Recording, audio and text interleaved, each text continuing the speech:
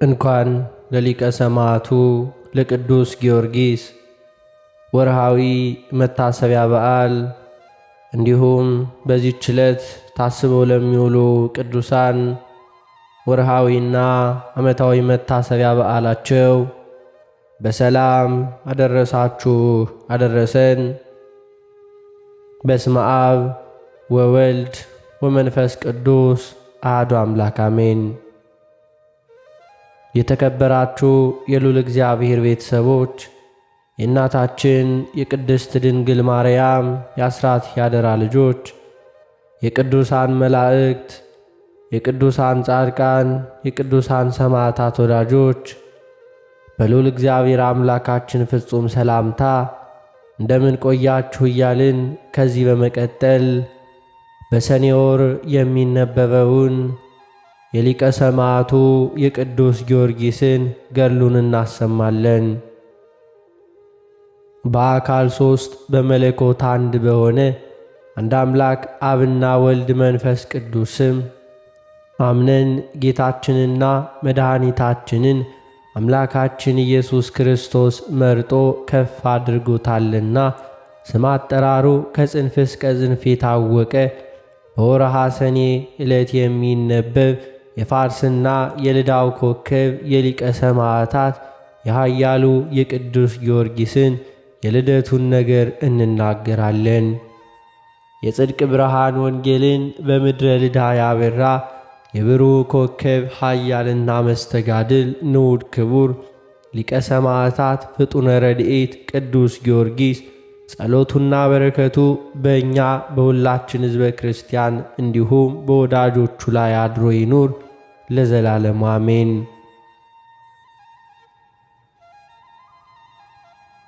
የእግዚአብሔር ልጅ የአብና የመንፈስ ቅዱስ ቃላቸው ጌታ ኢየሱስ ክርስቶስ ሆይ ቅዱስ ስምህን ሲክዱ በእጃቸው ለሠሩት ጣዖትም ሲሰግዱ ባየና በሰማ ጊዜ ካንተ በቀር ሌላ ረዳት ሳይሻ በሰባ ነገሥታት ፊት የቆመውን ይህንን ሊቀ ሰማዕታት ቅዱስ ጊዮርጊስን አመሰግነው ዘንድ ልቤን በማስተዋል አብርተህ አንደበቴን ክፈትልኝ።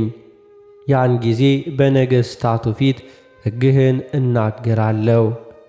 አላፍርም ያለውን የነቢዩ የዳዊትን ቃል ፈጸመ። ይህ ቅዱስ ጊዮርጊስ ወጣት ሲሆን የሚያስፈሩ ሰባ ነገሥታትን አልፈራም። ቃልህ ሕፃናትን ጠቢባን ያደርጋል ተብሎ እንደተነገረ የማይታየውን መንግሥተ ሰማያትን ተስፋ አድርጓልና 7 ዓመት ባሰቃዩት ጊዜ አላጉረመረመም፣ ቸልም አላለም። ብዙ መከራ በመቀበል በመድከም በመጋዝ በመሰንጠቅ በብረት ምጣድ በመቃጠል በመገረፍ በመራቆት በረሃብ በጽም በመቸንከር በእሳት ሰይፍ በመቆረጥ መከራን ሁሉ ተቀበለ። የዚህ ሊቀ ሰማዕታት ቅዱስ ጊዮርጊስም ሥቃይ ብዙ ነው።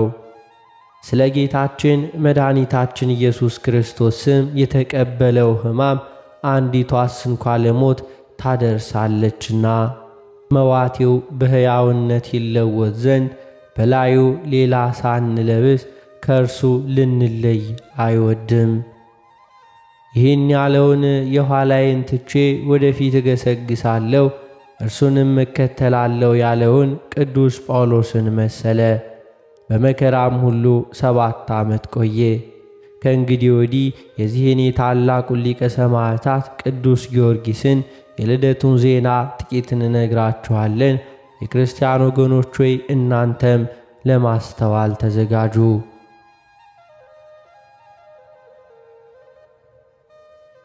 ስሙ ዘሮንቶስ የሚሰኝ የልዳ ሀገረ ገዥ ልጅ የሚሆን አንድ ሰው በቀጰቆድያ ሀገር ነበር። በፈቃደ እግዚአብሔርም ወደ ፍልስጤም ሀገር ሄደ።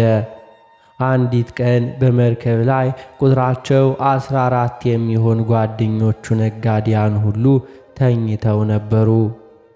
ሁሉም አንድ ሕልም አለሙ። እነሆ ከዘሮንቶስ ወገብ የወይን ሐረግ ሲወጣ አዩ።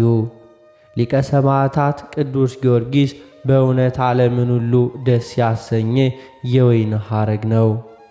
ነቢዩ ኢሳይያስም ለወዳጄ እግዚአብሔር በለመለመ መስክ የወይን ቦታ አለው ብሎ እንደተናገረ ጉንደ ወይኑ ክርስቶስ ሲሆን በእግዚአብሔር የተመረጠ ዞሮንቶስ ለመለመ ወይን ነው። ጣዕመ ረድኤቱ እስከ ጽንፈ ዓለም የታወቀ የሰመረ የወይን ፍሬ ቅዱስ ጊዮርጊስን አብቅሏልና። ዳግመኛም በሌላው ቀን ዞሮንቶስ በሮም ሀገር በንጉሡ ግቢ ሳለ ንጉሡ ሕልም አየ። እልፍ እልፍ የሚያበራ ፀሐይ ብርሃን ከዋክብት በክብር ምስጋና ከበውት ከዞሮንቶስ ወገብ ሲወጣ አይቶ ከእንቅልፉ በነቃ ጊዜ ሕልሙን ይተረጉምለት ዘንድ ጠቢባን አዋቂዎችን ጠርቶ ሕልሙን ነግሮ ተርጉሙልኝ አላቸው። ከእነርሱም ገናና ንጉሥ ከእነርሱ ይወለዳል ብሎ የተረጎመለትም አለ። ሌሎችም እንደ ልባቸው ሐሳብ ተረጎሙለት። አንዱ ግን ሃይማኖቱ የጸና ምግባሩ የቀና ልጅ ከዞሮንቶስ ይወለዳል አለ።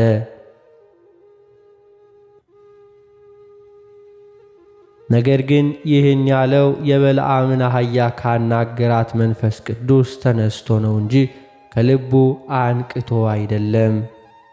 እርሱ ራሱ በለዓም ከያዕቆብ ኮከብ ይወጣል ከእስራኤልም ኀጢአትን ያርቃል ብሏል። ንጉሡም ይህን የሕልሙን ትርጓሜ በሰማ ጊዜ እጅጉን አደነቀ፣ በልቡም አሳደረው። ይህ ሊቀ ሰማዕታት ቅዱስ ጊዮርጊስ በቅድስት ሥላሴ በማመን ብርሃን የፋርስን ሀገር ያደመቃት የእውነት ፀሐይ ነው። ከዚህ በኋላ ዞሮንቶስ ደስያ ከምትባል ሀገር ሚስትን አገባ። ስሟም ቴዎብስቲያት ይባል ነበር። እርሷም የተቀደሰች የተመረጠች እግዚአብሔር ማኅፀኗን የባረከላት ነበረች። ብርሃኑ በዓለም ሁሉ ለደረሰው ኮከብ ማደሪያ ይሆን ዘንድ ዞሮንቶስም ካገባት በኋላ 2 ሴቶች ልጆች ወለደች። የአንዲቱ ስሟ ማርታ፣ የሁለተኛይቱ ስሟ እስያ ይባል ነበር። ከዚህ በኋላ ይህንን ብሩህ ኮከብ መስተጋድልን ወለደችው። መልኩ የሚያምር ቁመቱ አርዘ ሊባኖስ፣ መልኩም መልአከ እግዚአብሔርን ይመስላል። ስሙንም ጊዮርጊስ ብለው ሰየሙት። ትርጉሙም የሃይማኖት ገበሬ ማለት ነው። ቅዱስ ጊዮርጊስም ብዙ ትሩፋትን ሠራ፣ ለሰውነቱ አልራራለትም። በነቢዩ ቅዱስ ዳዊት ስለ አንተ ሁል ጊዜ ይገድሉናል ተብሎ እንደ ተጻፈ በልዩ ልዩ ሥቃይና ተጋድሎ ቆይቶ ብዙ ጊዜም ሞተ። የታመንክ ዞሮንቶስ፣ የከበርሽ ቴዎብስታ ሆይ ሀብታችሁ ምን ያምር! እንደ ሕፃን ይስሐቅ ከብዙ ልጆች የሚበልጥ ልጅን ወልዳችኋልና። ይስሐቅ አንድ ቀን ብቻ በሕሊና ተሰዋ፣ በሩሩህ አባት እጅ ሰይፍ ተመዘዘበት።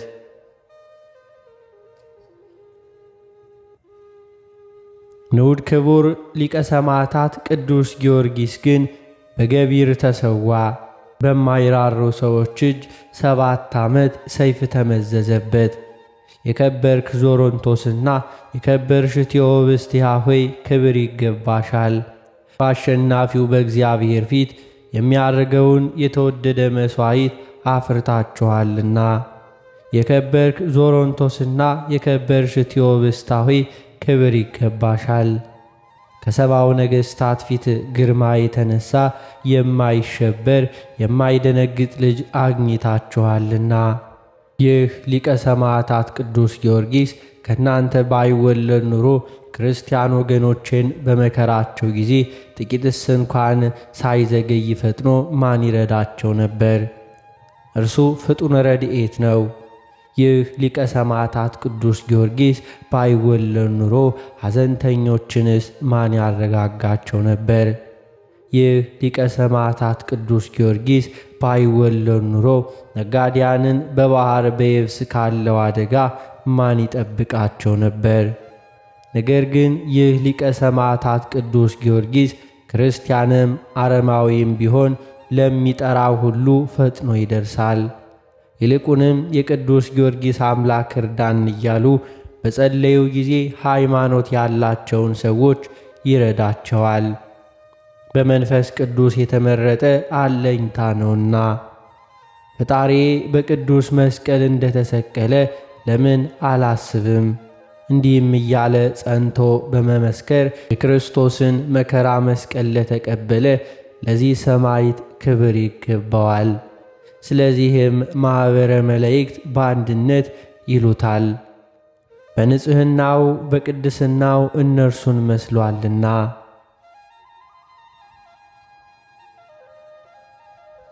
እርሱን ማኅበረ ነቢያት ያደንቁታል፣ ማኅበረ ሐዋርያትም ያከብሩታል፣ ማኅበረ ሰማዕታትም አለቃችን እያሉ ያከብሩታል፣ ይወዱታል። ወላዲተ አምላክ እመቤታችን ቅድስት ድንግል ማርያምም እጅግ ተወደዋለች። ለተጨነቁት እንዲረዳቸው የታሰሩትን እንዲፈታ ትልከዋለች። የፈጠሩትን ስሉስ ቅዱስ አብና ወልድ መንፈስ ቅዱስም 7 አክሊላትን አቀዳጁት። መዋቲ ነፍስ ሁላ ከሥጋ በተለየች ጊዜ አስቀድሞ በእኛ ስሉስ ቅዱስ መንበር ፊት ስገድ፣ በኋላም ለወዳጃችን ጊዮርጊስ እጅ ንሳው ብለው በቸርነቱ ከፍ ከፍ አደረጉት። ነገር ግን ይህ ሁሉ የተነገረው የሊቀ ሰማዕታት ቅዱስ ጊዮርጊስ ምስጋናው ከክብሩ ያንሳል፣ ከታላቅ ባሕር እንደ ጭልፋ መቅዳት ማለት ነውና። የዚህ ሊቀ ሰማዕታት ቅዱስ ጊዮርጊስ ምስጋናው ክብሩ ብዙ ነውና። ጸሎቱና በረከቱ አማላጅነቱ ተስፋ ከምናድርግ ከእኛ ጋር ይሁን ለዘላለሙ አሜን። ይህችንም አዲስ በዓል ያደረግን በወልደ እግዚአብሔር ጌታችን መድኃኒታችን ኢየሱስ ክርስቶስ ነው እንጂ ከልባችን ደፍረን አይደለም።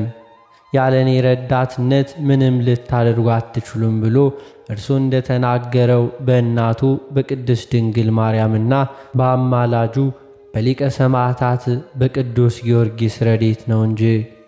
በወርኃ ሚያዝያ 1 ቀን ስቃይ ባጸኑበት ጊዜ 21 ዓመት ከ3 ወር ሆኖት ነበርና ይህን ሲል መጽሐፈ ገድሉ የተናገረውን አይተን በዚህ ፍለጋ ዕለት ወደ ዕለተ ልደቱ ቁጥር ደረስን። ይኸውም በወርኃ ጥር 2 ቀን ነው። በወርኃ ሚያዝያ 1 ቀን ከዚህ በጎደለው 1 ቀን ትሞላለች። የወርኃ የካቲትና የወርኃ መጋቢት ወር ሙሉ ይሆናል። እሊህ 3 ወራት ሊቀ ሰማዕታት ቅዱስ ጊዮርጊስ በተጋድሎ ከኖረባቸው 21 ዓመታት የተረፉ ናቸው። ሊቀ ሰማዕታት ቅዱስ ጊዮርጊስን ለመረጠው ጌታችን መድኃኒታችን ኢየሱስ ክርስቶስ ከቸር አባቱና ከማሕያዊ መንፈስ ቅዱስ ጋር ፍጹም ምስጋና ይገባል። የዚህ ሊቀ ሰማዕታት ቅዱስ ጊዮርጊስ የተቀደሰች የልደቱ በረከትም ከእኛ ከሁላችን ሕዝበ ክርስቲያን ጋር ትሁን ዛሬም ዘወትርም ለዘላለሙ አሜን። ጸሎቱና በረከቱ ለዘላለሙ ከሁላችን ሕዝበ ክርስቲያን ጋር ይሁንና ኃያሉ ገባሬ መንክራት ኃያሉ መስተጋድል ሊቀ ሰማዕታት ቅዱስ ጊዮርጊስ ያደረገው ታምሪ ነው። በፍጹም ልቡ ሊቀ ሰማዕታት ቅዱስ ጊዮርጊስን የሚወድ አንድ ግብፃዊ ነበር። ከፍቅሩም ብዛት የተነሳ እጅግ ያማረ ቤተ ክርስቲያንን አሳነጸ። የእግዚአብሔርንም የሕጉን ታቦት ለማስገባት በፈለገ ጊዜ ከሃዲ ንጉሥ መጥቶ ከሚስቱ ጋር ቤተ ክርስቲያኑን መኖሪያ አደረገው። ቤተ ክርስቲያኑን ያሳነጸው ይህ ሰው በችኮላ ሄዶ ለሊቀ ጳጳሱ ነገረው። ሊቀ ጳጳሱም ተነስቶ ወደ ንጉሡ ሄደና ለምን የማይገባ ሥራ ትሠራለህ? ቤተ ክርስቲያኒቱ የታነጸችው በኃያሉ ሊቀ ሰማዕታት ቅዱስ ጊዮርጊስ ስም ነውና ብሎ ጠየቀው።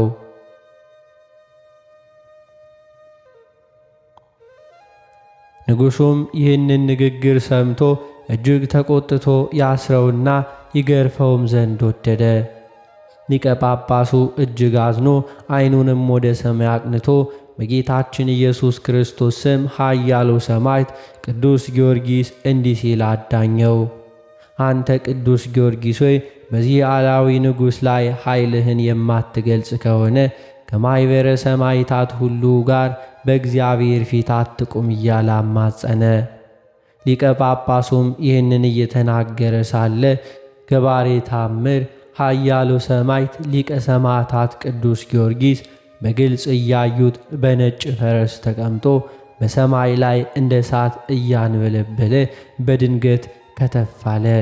ወደ ከሃዲው ንጉሥ ወዳለበት ወደዚያ ቤትም ገብቶ በጦር ወግቶ ከዙፋኑ ገለበጠው። ከቤተ ክርስቲያኑ ወደ ሩቅ ስፍራ ወስዶ በምድር ላይ ጣለው። ያን ጊዜም ያ ክፉ ንጉሥ ክፉ አሟሟትን ሞተ። ሚስቱም እንዲሁና ሞተች። የሚንቀሳቀስና የማይንቀሳቀስ ንብረቱን በተነ፣ ከቶ ምንም የተረፈ አልነበረም። በዚያ የነበሩ ሰዎች ሁሉ ታላቅ ፍርሃት ወደቀባቸው፣ ፈጽመው አደነቁ። ሊቀ ጳጳሱም ከተደረገው ታምራት የተነሳ ፈጽሞ አደነቀ። ከዚህም በኋላ ኃያሉ ሰማዕት ቅዱስ ጊዮርጊስ ሊቀ ጳጳሱን ካማጸንከኝ ግዝት ፍታኝ አለው። እንዲሁም ፈታውም። በዚያን ጊዜ በስሙ ከታነጸው ቤተ ክርስቲያን በፍጹም ደስታ በምስጋናና በዝማሬ በኃያሉ ሰማዕት በቅዱስ ጊዮርጊስ እጅ ኃይሉን የገለጸ እግዚአብሔርን እያመሰገኑ ታቦተ ሕጉን አስገቡ። የሊቀ ሰማዕታት የቅዱስ ጊዮርጊስ ጸሎቱና በረከቱ ከሁላችን ሕዝበ ክርስቲያን ጋር ይሁን ለዘላለም አሜን።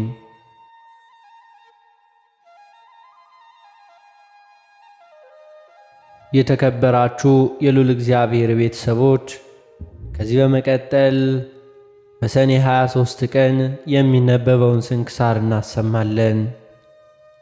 በስመ አብ ወወልድ ወመንፈስ ቅዱስ አሃዱ አምላክ አሜን። አንድ አምላክ በሆነ በአብ በወልድ በመንፈስ ቅዱስ ስም ሰኔ 23 በዚች ቀን በእስራኤል ሁሉ ላይ የነገሰ የዳዊት ልጅ የሶሎሞን የዕረፍቱ መታሰቢያ ነው። የዚህ የሶሎሞንም የእናቱ ስም ቤርሳቤ ነው። ዳዊትም ሕግ ተላልፎ ከእርሷ ጋር ስለመበደሉ ባሏንም ስለማስገደሉ ጌታ በገሰጸው ጊዜ ንስሐ ገብቶ መሪር ለቅሶን አለቀሰ። ጌታም ፍጹም ስለሆነ ንስሐው ይቅር አለው። ከዚህ በኋላ በእግዚአብሔር ፈቃድ እርሷን አገባትና ሶሎሞንን ወለደችው። ንጉሥ ዳዊትም ከእርሱ በኋላ ልጇ ሶሎሞን እንዲነግስና በዙፋኑ ላይ እንዲቀመጥ ቃል ገባላት። እንዲህም ሆነ። ሶሎሞን 12 ዓመት በሆነው ጊዜ አዶንያስ እነግሳለሁ ብሎ ተነሳ። ምክሩም ሁለት ከሶርያ ልጅ ከኢዮአብና ከካህኑ አብያታር ጋር ሆነ። እነርሱም አዶንያስን ተከትለው ረዱት። አዶንያስም በሮጌል ምድር ምንጭ አጠገብ ባለ በኤልቲ ዘዘልቲ ላይ ፍየሎችን በጎችንና ላሞችን አርዶ የንጉሥ አሽከሮች የሆኑ የይሁዳ አርበኞችና ሁሉን የንጉሡን ልጆች ወንድሞቹን ሁሉ ጠራ። ከዚህ በኋላ አዶንያስ ይህንን እንዳደረገ ለቤርሳቤ በነገሯት ጊዜ ወደ ንጉሡ አዳራሽ ውስጥ ገብታ ለንጉሡ ሰገደች። ንጉሥ ዳዊትም ምን ሆነች ነው አላት። ጌታዬ ንጉሴ ሆይ ልጅሽ ሶሎሞን ከኔ በኋላ ይነግሣል፣ በዙፋኔ ላይ ይቀመጣል ብለ ለእኔ ለባሪያህ በፈጣሪ በእግዚአብሔር ስም አንተ ማልክልኝ። እነሆ ዛሬ አዶንያስ ነገሰ። ጌታዬ ንጉሥ ሆይ አንተ ግን አላወቅህም አለችው።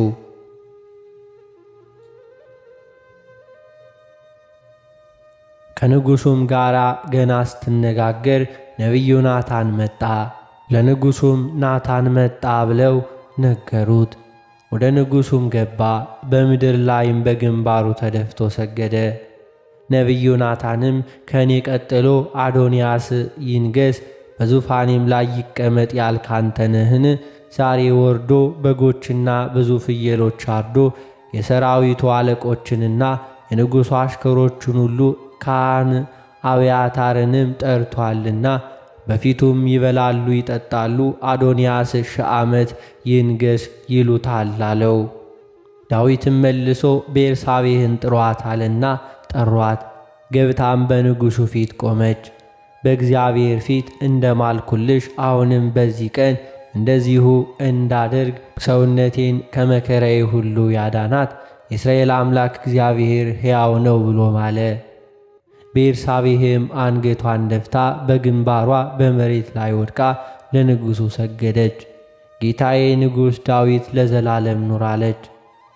ንጉሥ ዳዊትም የዮዳሄ ልጅ ብንያስንና ካህኑ ሳዶቅን ነቢዩ ናታንንም ግራዝማቹንና ቀኛዝማቹን ጥሩልኝ አለ። ንጉሡም ከእናንተ ጋር የጌታችሁን አሽከሮች ይዛችሁ ልጄ ሶሎሞንን በበቅሎዬ ላይ አስቀምጣችሁ ወደ ግዮን አውርዱት፣ በዚያም ነቢዩ ናታንና ካህኑ ሳዶቅ ቀብታችሁ በእስራኤል ላይ አንግሱት አላቸው።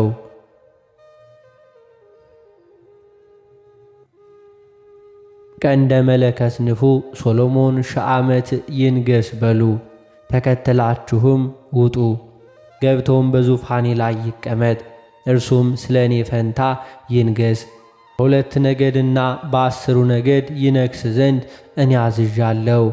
ካህኑ ሳዶቅም ከድንኳኑ ቀርነ ቅብዑን ወስዶ ሶሎሞንን ቀባው፣ ቀንደ መለከትንም ነፉ። ሕዝቡም ሁሉ ሶሎሞን 1000 ዓመት ይንገስ፣ እንዲሁ ሕዝቡም ሁሉ ተከትለው ወጡ። ከበሮም መቱ፣ ታላቅ ደስታም አደረጉ። ከድምፃቸውም የተነሳ ምድሪቱ ተናወጸች። ሶሎሞንም በመንግሥት ዙፋን ተቀመጠ። የንጉሡ አሽከሮች ጌታቸው ንጉሥ ዳዊትን ሊያመሰግኑ ገቡ። እግዚአብሔር የሶሎሞንን ስም ከስም ይልቅ መልካም ያድርገው፣ ዙፋንንም ከዙፋን ይልቅ የበለጠ ያድርገው አሉት። ንጉሡም በአልጋው ሆኖ ሰገደ፣ እንዲህም አለ፦ ዓይኖቼ ሲያዩ በዙፋኔ ላይ የሚቀመጥ ልጄን ለእኔ ለባሪያው ዛሬ የሰጠ የእስራኤል ፈጣሪ እግዚአብሔር ይክበር ይመስገን አለ። ዳዊትም የሚሞትበት ወራት በደረሰ ጊዜ ልጁ ሶሎሞንን እንዲህ ሲል አዘዘው፦ እኔ ሰው ሁሉ በሚሄድበት በሞት ጎዳና እሄዳለሁ፣ አንተ ግን ጽና፣ ብልህም ሰው ሁን። በሕጉ ጸንተህ ትኖር ዘንድ የፈጣሪ የእግዚአብሔርን ትእዛዙን ጠብቅ። እኔ እንዳዘዝኩ እንዴት እንደምታደርግ ታውቅ ዘንድ በሙሴ ሕግ የተጻፈውን ትእዛዙንና ሕጉን ፍርዱንም ጠብቅ። ልጆችህ ሕጌን ሲጠብቁ በፊቴም በፍጹም ልቦናቸው በፍጹም ሰውነታቸው በእውነት ጸንተው ቢኖሩ ከእስራኤል ዙፋን ላይ ሰው አይበልጥም ብሎ እግዚአብሔር ለእኔ የነገረኝ ቃሉን ያጸና ዘንድ ጠብቅ ብሎ አዘዘው።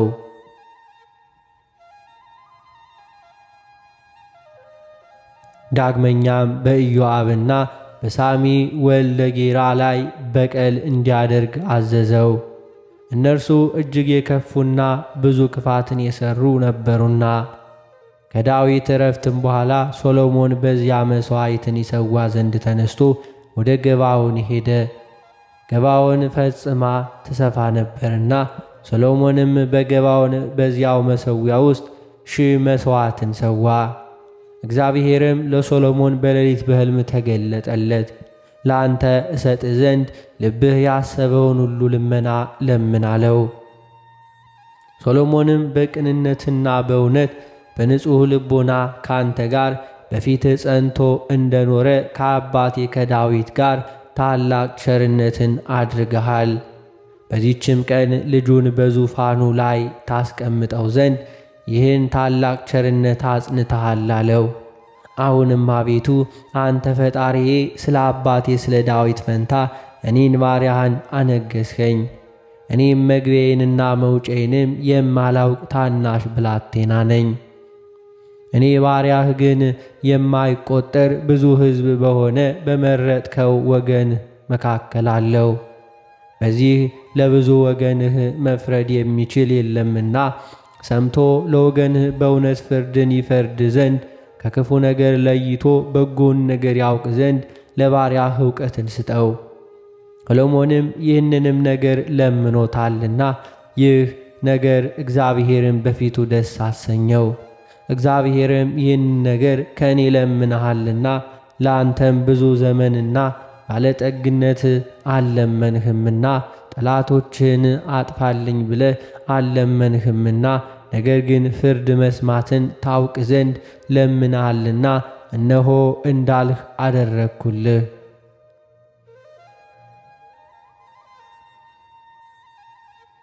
እነሆ ካንተ አስቀድሞ እንዳልነበረ ካንተም በኋላ እንዳንተ ያለ እንዳይነሳ አድርጌ ብልህና አስተዋይ ልቦናን ሰጠውህ።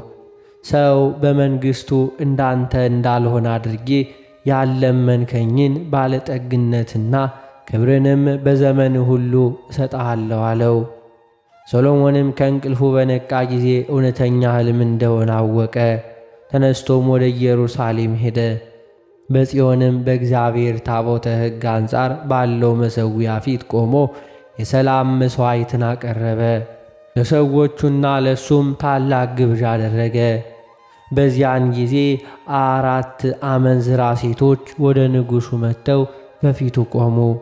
አንዲቱ ሴት ጌታዬ ስማኝ፣ እኔና ይህች ሴት በአንድ ቤት እንኖራለን፣ በአንድ ቦታም ወለድን። እኔ በወለድኩ በሦስተኛው ቀን ይህች ሴት ወለደች። በአንድነት እንኖራለን። በዚያም ቤት ከሁለታችን በቀር ከእኛ ጋር ማንም አልነበረም። በላዩ ላይ ተጭነዋለችና የዚያች ሴት ልጅ በሌሊት ሞተ። በሌሊትም እኩሌታ ተነስታ ተኝቼ ሳለሁ ልጄን ከአጠገቤ ወስዳ በብብቷ አስተኛችው። የሞተውን ልጇንም በአጠገቤ አስተኛችው። ልጄን አጠባ ዘንድ በጠዋት በነቃው ጊዜ ያንን የሞተ ልጅ አገኘው። በነጋም ጊዜ አየሁት፣ እነሆ የወለድኩት ልጄ አይደለም አለችው። ያች ሁለተኛዋ ሴትም አይደለም፣ ይህ ደህነኛው የኔ ልጅ ነው እንጂ ያንቺ ልጅ አይደለም፣ ያንቺስ የሞተ ነው አለች። በንጉሡም ፊት እንዲህ ተባባሉ።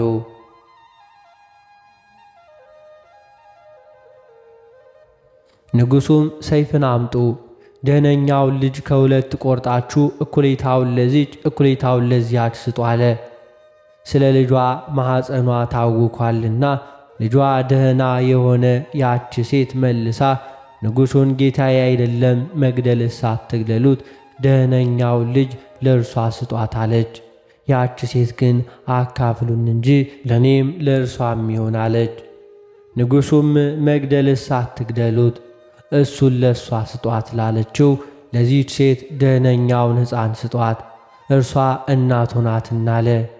እስራኤልም ሁሉ ንጉሡ የፈረደውን ይህን ፍርድ ሰምተው ቅን ፍርድ ይፈርድ ዘንድ የእግዚአብሔር ጥበቡ በእርሱ ላይ እንዳለ አይተዋልና በንጉሡ ፊት ፈሩ። ከዚህ በኋላ የእስራኤል ልጆች ከግብፅ ከወጡ 484 ዘመን በሆነ ጊዜ ሶሎሞን በእስራኤል ላይ በነገሰ በ4ኛው ዓመት በ2ኛው ወር የእግዚአብሔርን ቤተ መቅደስ ሊያንጽ ጀመረ።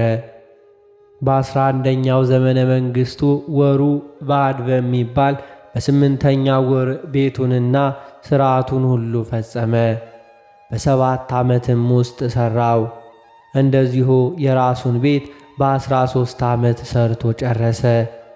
ከዚህ በኋላ ሶሎሞን የእግዚአብሔርን ቤትና የራሱን ቤት በ20 ዘመን ሰርቶ በጨረሰ ጊዜ የእግዚአብሔርን ታቦተ ሕግ ከዳዊት ከተማ ከጽዮን ያመጣት ዘንድ ያን ጊዜ የእስራኤል ሽማግሌዎችና የነገድ አለቆች የአባቶቻቸውንም ቤት አለቆች ሁሉ በኢየሩሳሌም ሰበሰባቸው።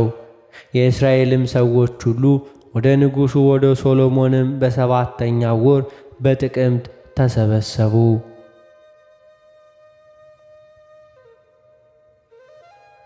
የእስራኤልም ሽማግሌዎች ሁሉ መጡ። ካህናቱም ታቦቷንና የምስክሩን ድንኳን በምስክሩ ድንኳን ውስጥ ያለ ነዋያተ ቅድሳትንም ሁሉ ተሸከሙ። ንጉሡና እስራኤል ሁሉ በታቦቷ ፊት ስፍር ቁጥር የሌላቸው በጎችና ላሞችን ይሰዉ ነበር። ካህናቱም ታቦቷን ከኪሩቤል ክንፎች በታች በቤቱ ውስጥ ወዳለው ወደ ቅድስተ ቅዱሳን ቦታ ገቧት። ኪሩቤልም በታቦቷ ቦታ ላይ ክንፋቸውን ጋርደዋልና ኪሩቤልም በስተላይ በኩል በቅድስተ ቅዱሳን ላይ ታቦቷን እንዲሁ ጋርደዋት ነበር። ከቅድስተ ቅዱሳንም ጋር የተያያዙ ነበሩ። እንደዚሁ ቅዱሳን ኪሩቤል ከፍ ብለው ከቅድስተ ቅዱሳኑ አንጻር ላይ ሆነው ያያሉ፣ በውጭ ግን አይታይም ነበር። ከግብፅ ሀገር በወጡ ጊዜ እግዚአብሔር ከእስራኤል ልጆች ጋር ቃል ኪዳን ከገባባቸው ሙሴም በዚያ በኮሬብ ካኖራቸው ከሁለቱ ጽላቶች በቀር በታቦቱ ውስጥ ሌላ አልነበረም። ከዚህ በኋላ ካህናቱ ከቤተ መቅደስ በወጡ ጊዜ ቤተ መቅደሱን ሁሉ ብርሃን ሞላው። የእግዚአብሔር ብርሃን በማደሪያው ቤተ መቅደስ መልቷልና ከብርሃኑ መገለጥ የተነሳ ካህናቱ ሥራቸውን መሥራትና ከፊቱ መቆም ተሳናቸው። ያን ጊዜ ሶሎሞን እግዚአብሔር በደመና ውስጥ እኖራለሁ ብሏል። እኔም ለዘላለም የምትኖርበት ማደሪያ ቤተ መቅደስን በእውነት ሠራሁልህ አለ። ንጉሡም ፊቱን መልሶ የእስራኤልን ጉባኤ ሁሉ መረቃቸው፣ ወደ እግዚአብሔርም ረጅም ጸሎትን ጸለየ። ሶሎሞንም ይህን ሁሉ ልመና ወደ እግዚአብሔር ለምኖ በጨረሰ ጊዜ በጉልበቱ ተንበርክኮ ከሰገደበት እጆቹንም ከዘረጋበት ከመሠዊያው ፊት ተነሣ።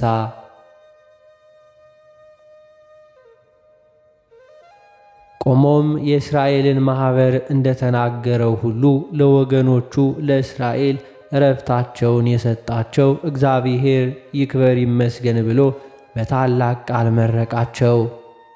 ከዚህ በኋላ ንጉሡና የእስራኤል ልጆች ሁሉ በእግዚአብሔር ፊት መሥዋዕትን ሰዉ። ንጉሡ ሶሎሞንም ለእግዚአብሔር ስለ ሰላም መሥዋዕትን የሰዋ 22,000 ላሞችና 120,000 በጎች ናቸው። ንጉሡ ሶሎሞንና የእስራኤል ልጆች ሁሉ ያን ጊዜ ለእግዚአብሔር ማደሪያ ለቤተ መቅደስም ቅዳሴ ቤት አደረጉ። ቀድሞ በገባዖን እንደታየው ዳግመኛም እግዚአብሔር ለሶሎሞን ታየው። በፊቴ የለመንከኝ ልመናህንና ጸሎትህን ሰማው፣ እንደ ልመናህም ሁሉ አደረግሁልህ። ስሜ በዚህ ለዘላለም ጸንቶ ይኖር ዘንድ የሠራኸውንም ቤተ መቅደስ አከበርሁት። ልቦናዬም ዓይኖቼም በዘመኑ ሁሉ በዚያ ጸንተው ይኖራሉ አለው። ሶሎሞንም 40 ዘመን ነገሠ። ከመንገሱም በፊት 12 ዓመት ኖረ። መላ ዕድሜው 52 ዓመት ነበር። በሰላም አረፈ። ይህም ጥበብ የተሰጠው ንጉሥ ሶሎሞን ጥቅም ያላቸው ብዙዎች መጻሕፍትን ደርሷል። እሊህም ትንቢትና ትምህርት ያለባቸው ምሳሌዎችና መኃልዮች ናቸው። ለእግዚአብሔር ምስጋና ይሁን። እኛንም በቅዱሳን ጸሎት ይማረን ለዘላለሙ አሜን።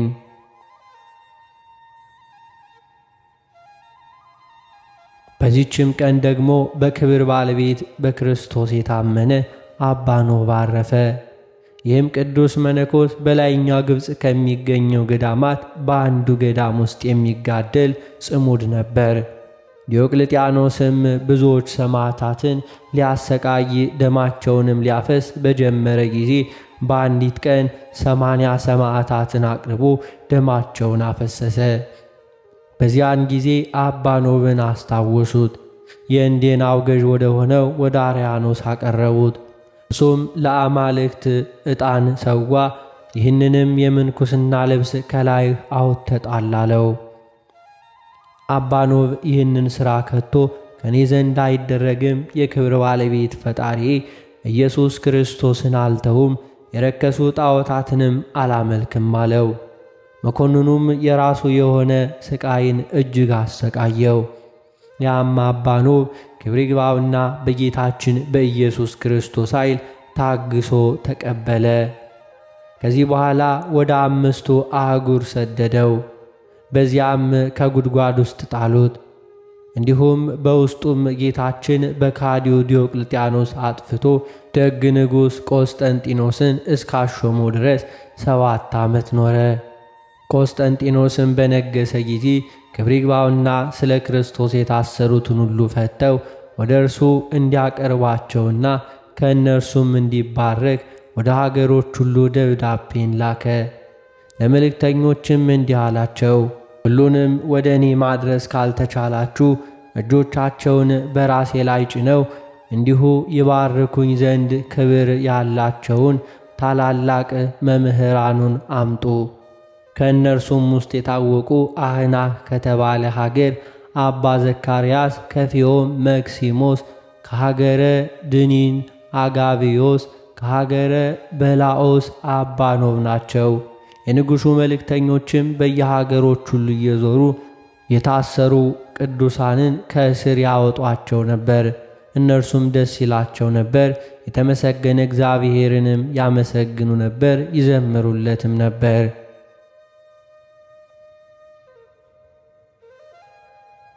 የንጉሡ መልእክተኞችም አባ ኖብን ከአምስቱ ሀገሮች ፈልጎ የሀገሩ አንጻር ወደ ሆነች ወደ ሀገረ በሰላ ወሰደው። በዚያም የብረት ልብስ ለብሶ ተቀምጦ ነበር። የንጉሡ መልእክተኛም አገኘውና ከእርሱ ጋር ወሰደው። ወደ እንዴናውም እስከ ደረሱ በመርከብ ተሳፈሩ። ክርስቲያኖችም ተሰበሰቡ። ከውስጣቸውም 4 ኤጲስቆጶሳት ነበሩ። አባ ኖብም ያለ ውዴታው ቅስና ሾሙት። የቁርባን ቅዳሴንም ቀደሰ። በቅዳሴውም ፍጻሜ ቅድሳት ለቅዱሳን ብሎ ጮኸ።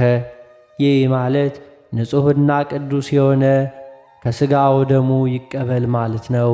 በዚያን ጊዜም ክብር ይግባውና ጌታችን መድኃኒታችን ኢየሱስ ክርስቶስ በመሠዊያው ላይ ተቀምጦ ንስሐ የገቡትን ኀጢአታቸውን ይቅር ሲላቸው አየው። ሥጋውና ደሙን ካቀበላቸው በኋላ ወደ ንጉሡ ለመሄድ ተዘጋጁ። ቁጥራቸውም 72 ነበር።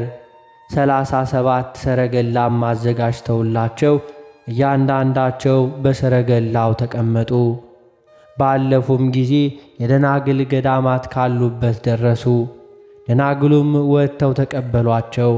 ቁጥራቸው 700 ነበር። ከእነርሱም ጋር እስከሚሰበሰቡ በቅዱሳን ፊት ይዘምሩ ነበር።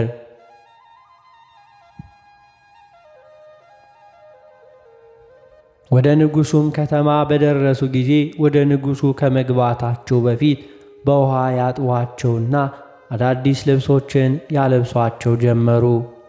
እንዲሁም ለሁሉ አደረጉ። አባ ኖብ ግን አልታጠበም፣ ልብሱንም አልለወጠም። ወደ ንጉሡም በገቡ ጊዜ ከእነርሱ ቡራኬ ተቀበለ፣ ቁስላቸውንም ሳመ። እጅግም አከበራቸው፣ ብዙ ገንዘብም ሰጣቸው። እነርሱ ግን ለቤተ ክርስቲያን ከሚሆን ንዋየ ቅድሳት በቀር ምንም አልተቀበሉም። ከዚህ በኋላ ሰላምታ ሰጥቶ ወደ ሀገራቸው በሰላም አሰናበታቸው። አባ ኖብም ወደ ቦታው ተመልሶ አረፈና ወደ ወደደው ክርስቶስ ሄደ። ለእግዚአብሔር ምስጋና ይሁን፣ እኛንም በጸሎቱ ይማረን፣ በረከቱም ከእኛ ጋር ትኑር ለዘላለም አሜን። በዚህችም ዕለት የሰማዕታት መርቆሪዎስ፣ ቶማስና ፊልጶስ መታሰቢያቸው ነው። በረከታቸው ከእኛ ጋር ትኑር ለዘላለም አሜን።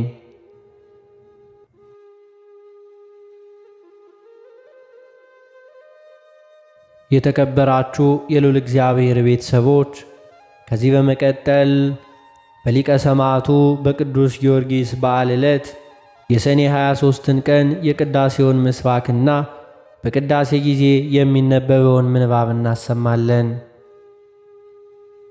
መዝሙር 68 ቁጥር 25 አለቆች ቀደሙ፣ መዘምራንም ተከተሉ፣ ከበሮን በሚመቱ በቆነጃጅት መካከል እግዚአብሔርን በጉባኤ አመሰገኑ።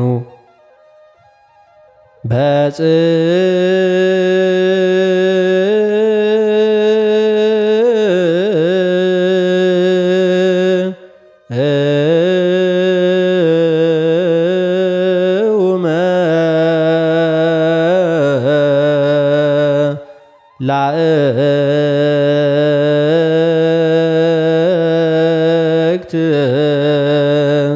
ወቦሙ መዘምራን ማእከለ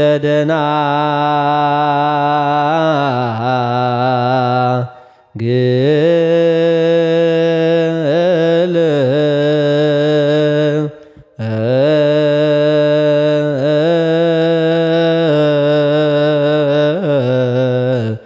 ዘባጥያተ ከበሮ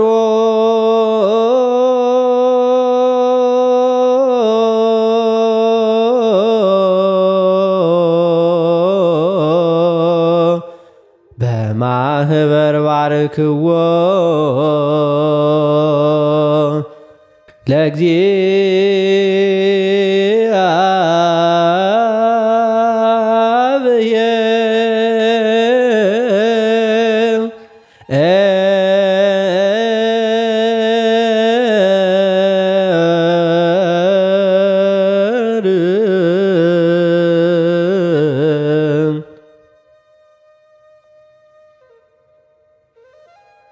በሊቀ ሰማዕቱ በቅዱስ ጊዮርጊስ በዓል ዕለት በሰኔ 23 ቀን በቅዳሴ ጊዜ የሚነበብ የመጀመሪያው ምንባብ የሐዋርያው የቅዱስ ጳውሎስ መልእክት ወደ ሮሜ ሰዎች ምዕራፍ 13 ቁጥር 1 እስከ ቁጥር 11። ቃሉም እንዲህ ይላል። ነፍስ ሁሉ በበላይ ላሉት ባለሥልጣኖች ይገዛ፣ ከእግዚአብሔር ካልተገኘ በቀር ሥልጣን የለምና። ያሉትም ባለሥልጣኖች በእግዚአብሔር የተሾሙ ናቸው። ስለዚህ ባለሥልጣንን የሚቃወም የእግዚአብሔርን ሥርዓት ይቃወማል። የሚቃወሙትም በራሳቸው ላይ ፍርድን ይቀበላሉ። ገዢዎች ለክፉ አድራጊዎች እንጂ መልካም ለሚያደርጉ የሚያስፈሩ አይደሉምና። ባለሥልጣንን እንዳትፈራ ትወዳለህን? መልካሙን አድርግ፣ ከእርሱም ምስጋና ይሆንልሃል። ለመልካም ነገር ለአንተ የእግዚአብሔር አገልጋይ ነውና። በከንቱ ግን ሰይፍ አይታጠቅምና ክፉ ብታደርግ ፍራ። ቁጣውን ለማሳየት ክፉ አድራጊውን የሚበቀል የእግዚአብሔር አገልጋይ ነውና። ስለዚህ ስለ ቁጣው ብቻ አይደለም፣ ነገር ግን ስለ ሕሊና ደግሞ መገዛት ግድ ነው። ስለዚህ ደግሞ ትገብራላችሁና በዚህ ነገር የሚተጉ የእግዚአብሔር አገልጋዮች ናቸውና። ለሁሉ የሚገባውን አስረክቡ። ግብር ለሚገባው ግብርን፣ ቀረጥ ለሚገባው ቀረጥን፣ መፈራት ለሚገባው መፈራትን፣ ክብር ለሚገባው ክብርን ስጡ። እርስ በርሳችሁ ከመዋደድ በቀር ለማንም ዕዳ አይኖርባችሁ። ሌላውን የሚወድ ሕግን ፈጽሟልና። አታመንዝር፣ አትግደል፣ አትስረቅ፣ በውሸት አትመስክር፣ አትመኝ የሚለው ከሌላይቱ ትእዛዝ ሁሉ ጋር በዚህ ባልንጀራህን እንደ ነፍስ ውደድ በሚለው ቃል ተጠቅሏል። ፍቅር ለባልንጀራው ክፉ አያደርግም። ስለዚህ ፍቅር የሕግ ፍጻሜ ነው።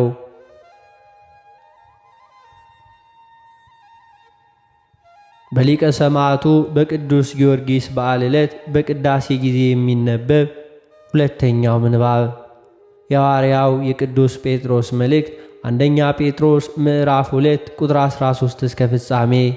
ቃሉም እንዲህ ይላል። ስለ ጌታ ብላችሁ ለሰው ሥርዓት ሁሉ ተገዙ። ለንጉሥም ቢሆን ከሁሉ በላይ ነውና፣ ለመኳንንትም ቢሆን ክፉ የሚያደርጉትን ለመቅጣት በጎ የሚያደርጉትን ለማመስገን ከእርሱ ተልከዋልና ተገዙ።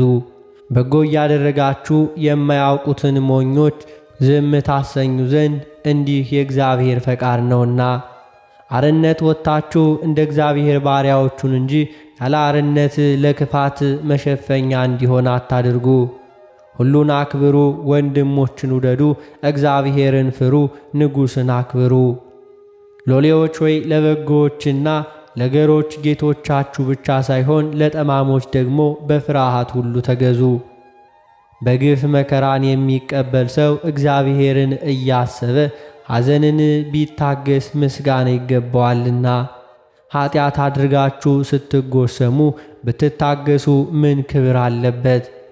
ነገር ግን መልካም አድርጋችሁ መከራን ስትቀበሉ ብትታገሱ ይህ ነገር በእግዚአብሔር ዘንድ ምስጋና ይገባዋል። የተጠራችሁለት ለዚህ ነውና።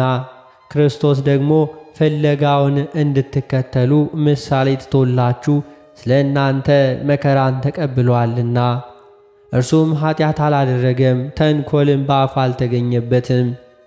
ቢሰድቡትም መልሶ አልተሳደበም፣ መከራንም ሲቀበል አልዛተም። ነገር ግን በጽድቅ ለሚፈርደው ራሱን አሳልፎ ሰጠ።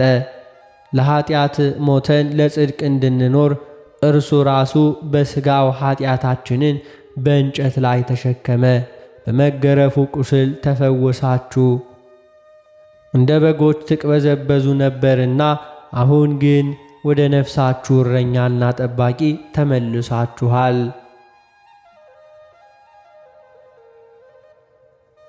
በሊቀ ሰማዕቱ በቅዱስ ጊዮርጊስ በዓል ዕለት በሰኔ 23 ቀን በቅዳሴም ጊዜ የሚነበብ ሦስተኛው ምንባብ የሐዋርያት ሥራ ምዕራፍ 7 ቁጥር 44 እስከ ቁጥር 54። ቃሉም እንዲህ ይላል። እንዳየው ምስል አድርጎ ይሠራት ዘንድ ሙሴ ተናግሮ እንዳዘዘው የምስክር ድንኳን ከአባቶቻችን ዘንድ በምድረ በዳ ነበረች። አባቶቻችንም ደግሞ በተራ ተቀብለው እግዚአብሔር በፊታቸው ያወጣቸውን የአሕዛብን ሀገር በያዙ ጊዜ ከኢያሱ ጋር አገቧት። እስከ ዳዊትም ዘመን ድረስ ኖረች። እርሱም በእግዚአብሔር ፊት ሞገስ አግኝቶ ለያዕቆብ አምላክ ማደሪያ ያገኝ ዘንድ ለመነ። ነገር ግን ሶሎሞን ቤት ሠራለት። ነገር ግን ነቢዩ ሰማይ ዙፋኔ ነው፣ ምድርም የእግሬ መረገጫ ናት፣ ለእኔ ምን ዓይነት ቤት ትሠራላችሁ ይላል ጌታ? ወይስ የማርፍበት ስፍራ ምንድን ነው? ይህንስ ሁሉ እጄ የሠራቸው አይደለምን? እንዳለ ልዑል የሰው እጅ በሠራቸው አይኖርም። እናንተ አንገተ ደንዳኖች ልባችሁና ጆሮአችሁም ያልተገረዘ እናንተ ሁልጊዜ መንፈስ ቅዱስን ትቃወማላችሁ። አባቶቻችሁ እንደተቃወሙት እናንተ ደግሞ። ከነቢያትስ አባቶቻችሁ ያላሳደዱት ማን ነው? የጻድቁንም መምጣት አስቀድሞ የተናገሩትን ገደሏቸው። በመላእክት ሥርዓት ሕግን ተቀበላችሁ። ያልጠበቃችሁት እናንተም አሁን እርሱን አሳልፋችሁ ሰጣችሁት፣ ገደላችሁትም።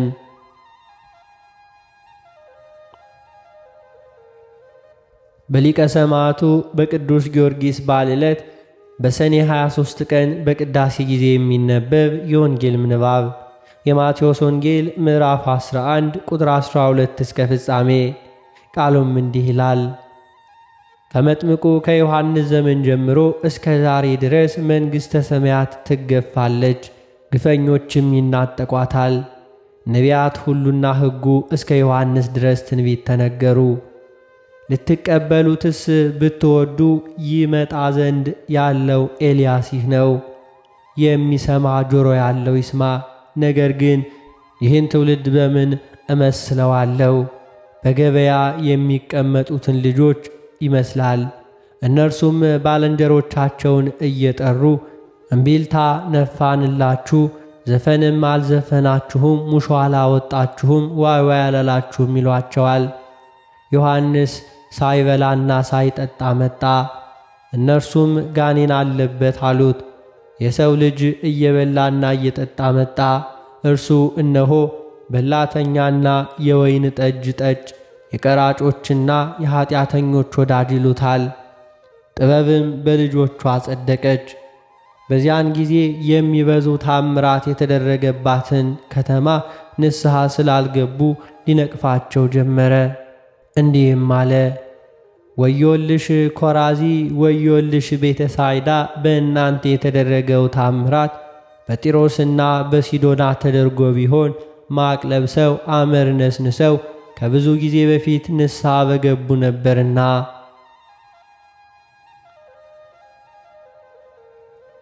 ነገር ግን እላችኋለሁ በፍርድ ቀን ከእናንተ ይልቅ በጢሮስና በሲዶና ይቀላል።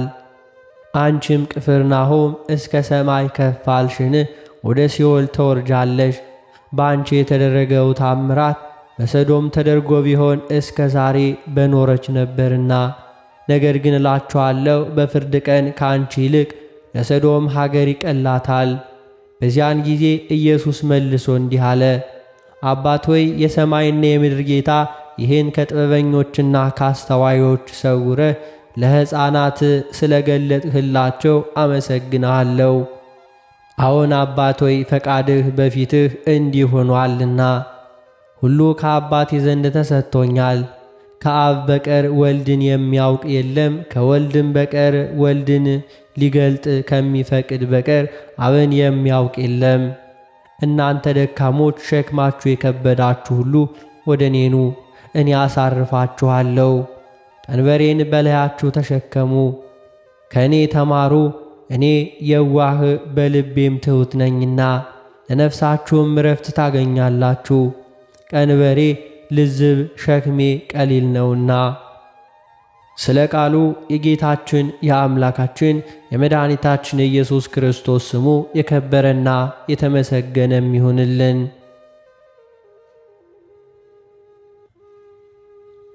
አነሳስቶ ላስጀመረን አስጀምሮ ላስፈጸመን ለጌታችን ለአምላካችን ለመድኃኒታችን ለኢየሱስ ክርስቶስ ክብርና ምስጋና ይገባዋል፣ ዛሬም ዘውትርም ለዘላለም አሜን።